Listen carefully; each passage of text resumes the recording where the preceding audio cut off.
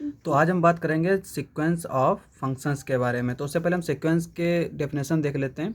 Uh map phi from N to X. X हमने कोई भी सेट ले रखा है, अभी हमने यहाँ पे मेंशन नहीं किया है। Is defined as a sequence in x, और इसको हम किस तरह से डिनोट करते हैं, फाई एन से। यानी ये एक फंक्शन होता है जो कि हमारा सीक्वेंस बनाता है फाई एन। फाई एन का मतलब क्या हुआ, phi one comma phi two, इस तरह से फाई थ्री फंक्शन है। तो इसकी फंक्शन की डेफिनेशन क्या होती है कि इसके हर एक एलिमेंट की इमेज होनी चाहिए इसमें।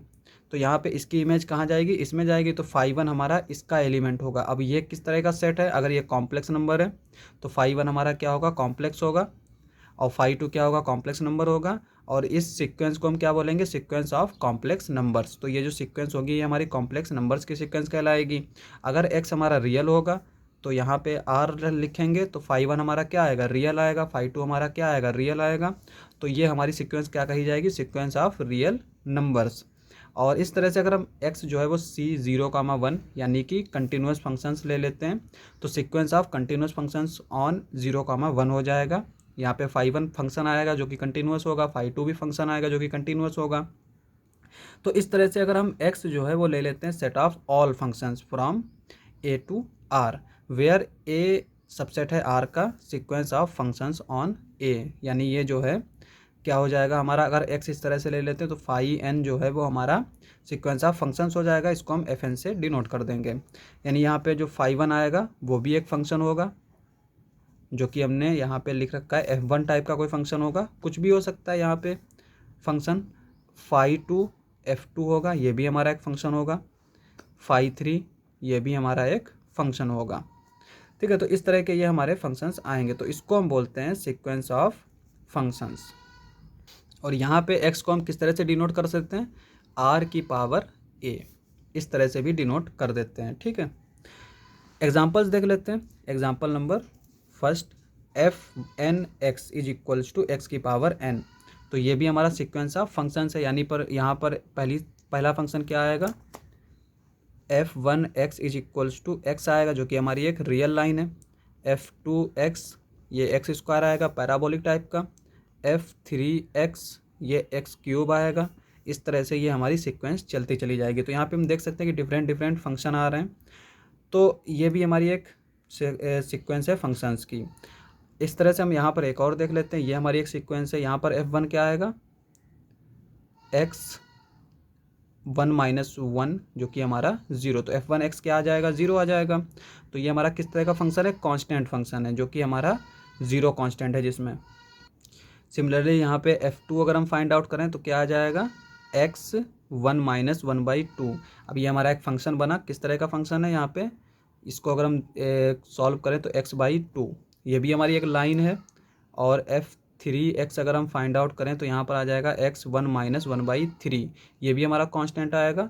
तो इसका मतलब ये हुआ कि यहाँ पे जो फंक्शंस आ रहे हैं वो सब लाइन ही आ रहे हैं, बस कांस्टेंट उनका चेंज है। ठीक है, तो इस तरह से हमारा ये फंक्शंस हो गया। अब यहाँ पर ये अगर हम यहाँ पे f1 फाइंड आउट करें तो f1x क्या आएगा, वन बाई एक्स स्क्वायर ही रहेगा। f2x क्या आएगा, वन बाई एक्स स्क्वायर ही रहेगा।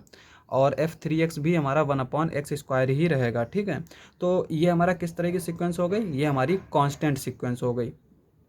हमने फंक्शन कांस्टेंट नहीं कहा है, फंक्शन थोड़ी ना कांस्टेंट है, लेकिन यहाँ पे ये जो सीक्वेंस है वो क्या है, कांस्टेंट सीक्वेंस है। कांस्टेंट सीक्वेंस क्या होती है कि अगर एफ जैसे हम सीक्वेंस रियल नंबर्स में देखते थे तो a1 equal to a2 is equals to a3, इस तरह के अगर हमारे सारे टर्म्स क्या हो, इक्वल हों, तो हम कहते थे ये कांस्टेंट सीक्वेंस है।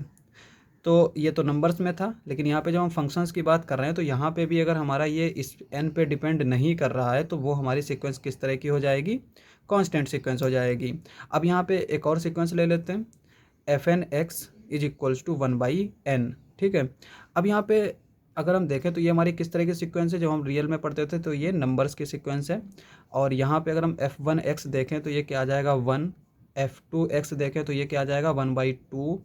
एफ थ्री एक्स देखें तो क्या आ जाएगा, वन बाई थ्री। अब यहाँ पे देखो ये सीक्वेंस तो हमारी कांस्टेंट नहीं है क्योंकि यहाँ पे ये चेंज हो रहा है, लेकिन ये फंक्शंस हमारे जो हैं वो कांस्टेंट हैं। तो ये कांस्टेंट फंक्शंस की सीक्वेंस है।